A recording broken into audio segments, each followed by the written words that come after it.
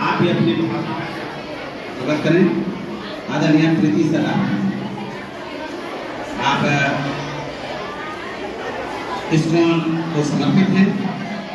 आप समझते हैं कि आज विश्व में समझते हैं कि आप सबों ने भी योजना बनाई होगी अपने आचार्य दीदी जी को सम्मानित करने के लिए।